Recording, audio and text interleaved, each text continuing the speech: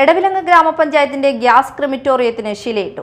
സർക്കാർ ബഡ്ജറ്റിൽ 1 കോടി രൂപ ഉൾപ്പെടുത്തിയ ഗ്യാസ് ക്രിമിറ്റോറിയത്തിന്റെ നിർമ്മാണോദ്ഘാടനം ഇ.ടി. Tyson MLA. നിർവഹിച്ചു. ഒരു സമ്മാനം നേടിയത് എല്ലാവർക്കുമുള്ള പങ്കിന് ഞങ്ങൾ വിലമതിക്കുന്നു. എല്ലാവരോടും പ്രത്യേകമായിട്ട് നന്ദി പറയുന്നു. ഈ സ്ഥാപനം ഇതിന്റെ തുടർച്ചയുണ്ടാകണം.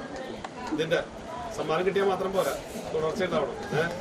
പിന്നെ ഡോക്ടർ ഞാൻ പഠിപ്പിച്ച ആളാണ്.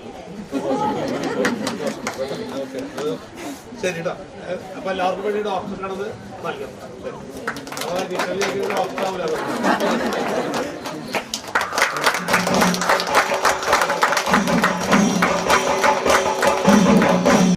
ഗ്രാമപഞ്ചായത്ത് പ്രസിഡന്റ് എം.ആർ. കൈലാസൻ അധ്യക്ഷത വഹിച്ചു.